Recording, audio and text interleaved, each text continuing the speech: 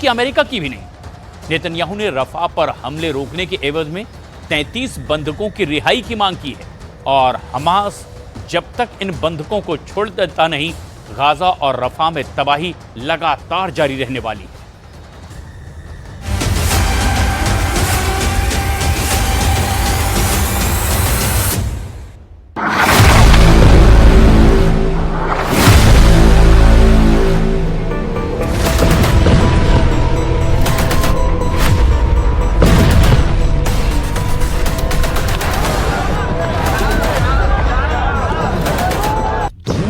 उठता गुबार,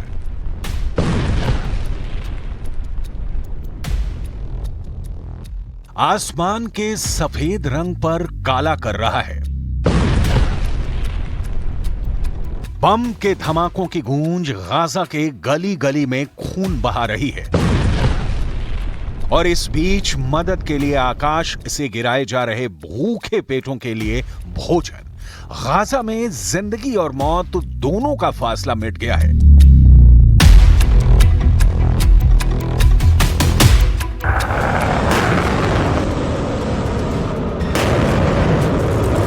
इजरायल अपनी पूरी सामर्थ्य के साथ गाजा को रौंद रहा है।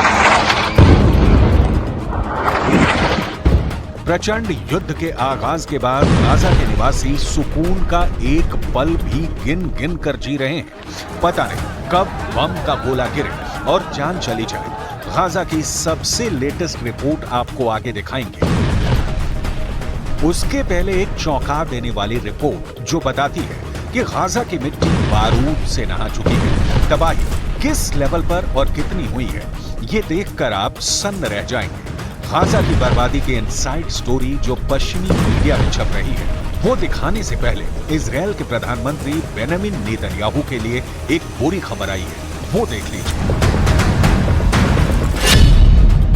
बेंजामिन नेतन्याहू को डर है कि आईसीसी यानी इंटरनेशनल क्रिमिनल कोर्ट उनके खिलाफ अरेस्ट वारंट जारी कर सकता है।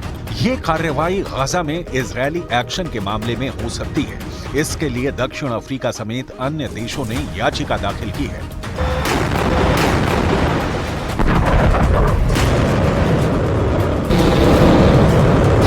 इसके पहले आईसीसी ने रूस के राष्ट्रपति व्लादिमीर पुतिन के खिलाफ अरेस्ट वारंट जारी किया था। पुतिन पर आरोप है कि वो यूक्रेनी बच्चों को अवैध तरीके से रूस लेकर आए। आईसीसी के इस कदम की तुलना टॉयलेट पेपर से करते हुए रूसी अधिकारियों ने इसे बेकार बता दिया था और पुतिन ने यूक्रेन पर हमला बंद करने की जगह और बढ़ा दिया।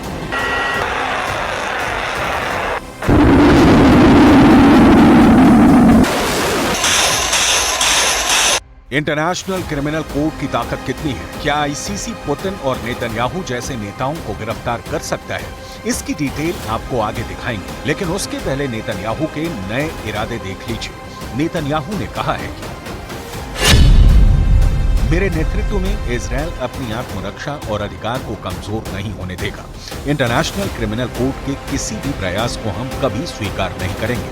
मध्य पूर्व एकमात्र लोकतंत्र और दुनिया के एकमात्र यहूदी देश के सैनिकों और अधिकारियों को गिरफ्तार करने की धमकी अपमानजनक है। हम इसके आगे नहीं झुकेंगे। नरसंहार करने वाले आतंकवादियों के खिलाफ हमारी लड़ाई जारी रहेगी।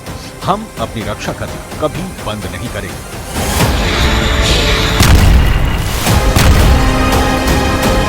मैसेज लाउड एंड क्लियर है।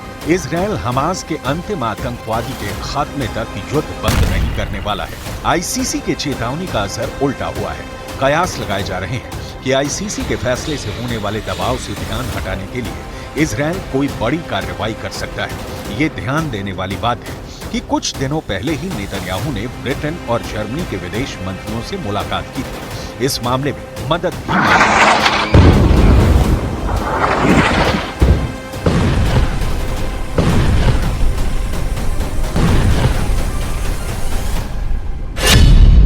प्रधानमंत्री बेंजामिन नेतन्याहू ने मोसाद हेडक्वार्टर और दूसरी सुरक्षा एजेंसियों का दौरा भी किया है। मोसाद के अधिकारियों से कहा है कि हमारे अस्तित्व पर संकट है, इसलिए मतभेदों को भुलाना होगा।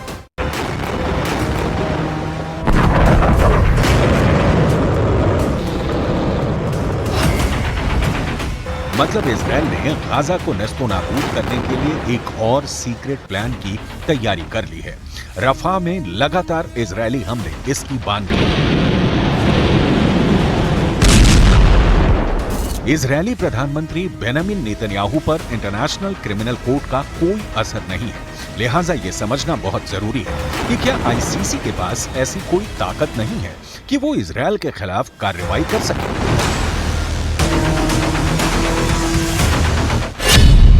इंटरनेशनल कोर्ट अंतर्राष्ट्रीय अपराधियों के खिलाफ मामला लेता है। नीदरलैंड के हेग में इसका बेस है और कुल 123 देश इसके सदस्य हैं। 2002 में बना ये कोर्ट वॉर क्राइम, मानवीयता पर खतरे, नरसंहार और दंगे फसाद के अपराधियों पर कार्रवाई की बात करता है, लेकिन इसके पास कोई पुलिस फोर्स नहीं है, यानी सदस्य देशों पर इसके फैसले को अमली जामा पहनाने की जिम्मेदारी होती है।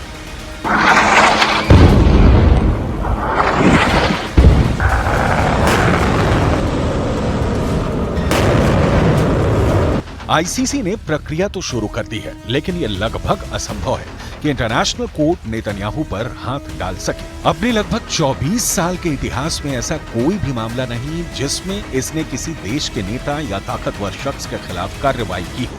तो आईसीसी भले ही फैसला सुनाए, उसे जमीन पर उतारना मुश्किल दिख रहा है। नेतन्याहू इस बीच फुल एक्शन में है और गाजा के खिलाफ जिस तरह की कार्रवाई कर रहे हैं उसका नतीजा दिखाती एक रिपोर्ट सामने आई है।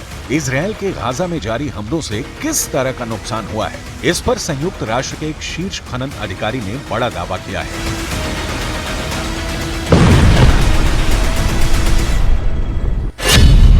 रिपोर्ट में कहा गया है कि गाजा में जारी युद्ध ने अब तक 37 मिलियन टन मलबा पैदा किया है। इस मलबे में बड़ी संख्या में बिना फटे बम शामिल हैं, जिनको हटाने में करीब 14 साल का समय लग सकता है। गाजा में प्रति वर्ग मीटर जमीन पर औसतन 300 किलो मलबा है। द गार्डियन की रिपोर्ट के मुताबिक गाजा में इस वक्त मलबे की जो स्थिति है उसे 100 ट्रकों के साथ हटाने का काम किया जाएगा तो इसमें 14 साल लग सकता है।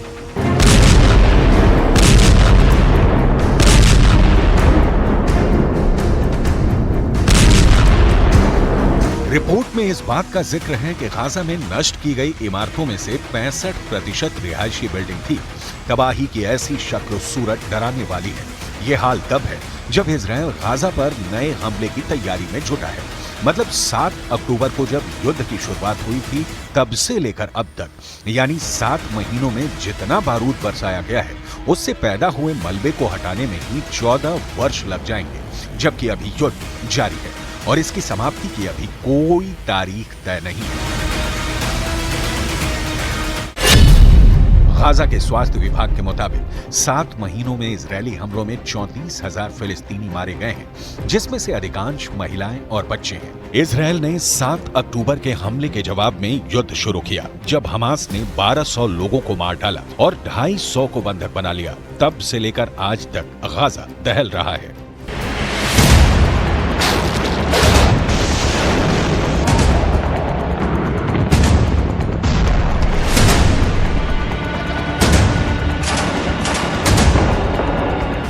लेटेस्ट रिपोर्ट बताती है कि रफा को इजरायल मिट्टी में मिलाकर ही दम लेगा। इजरायल ने गाजा पट्टी के दक्षिण में रफा शहर पर योजनाबद्ध हमलों को रोकने के लिए हमास से कम 33 बंधकों को रिहा करने की मांग की है। हमास इससे खौफ में है और इजरायल अपने बंधकों की रिहाई के लिए बेचैन है।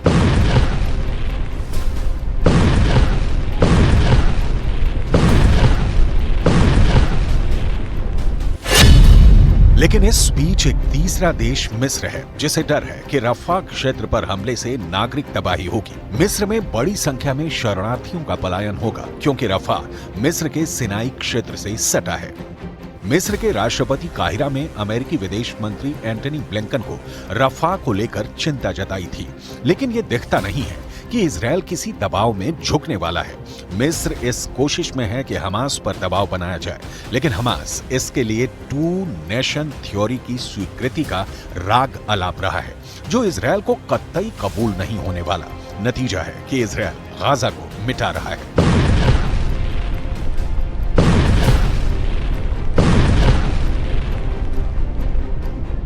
एक नया वीडियो सामने आया है। ये वीडियो बेहद डरावना है। ये वीडियो आईडीएफ यानी इजरायली डिफेंस फोर्स ने जारी किया है, जिसे लेकर कहा गया है कि इजरायली सेना पर हमले के लिए घात लगाकर बैठे दर्जनों हमास आतंकियों को ट्रेस करके आईडीएफ ने उन पर भयानक एयर स्ट्राइक कर दी है।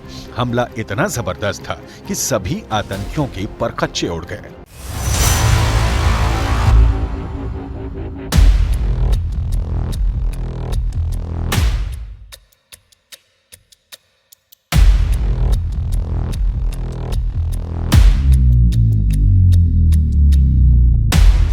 इजरायल को मानवीय संकट का वास्ता देकर हमास के खिलाफ एक्शन को रोकने के लिए अमेरिका समेत दुनिया के कई देश और संस्थाएं अपील कर चुके हैं, लेकिन प्रधानमंत्री बेंजामिन नेतन्याहू पर इसका कोई असर नहीं हो रहा है। इसका कारण है हमास का वो जलजला, जिसने इजरायल के अस्तित्व के सामने ही संकट पैदा कर दिया है। हमास के कारण ही ईरान ने अटैक किया, हमास के कारण ही लेबनान से हिजबुल्लाह का, यमन से हूथी लड़ाकों का इजरायल पर हमला हो रहा है। लिहाजा अपील दलील चाहे बेंजामिन से इंटरनेशनल संस्थाएं जितनी करें, उसका कोई प्रभाव कम से कम फिलहाल तो नहीं होने वाला दिख रहा है।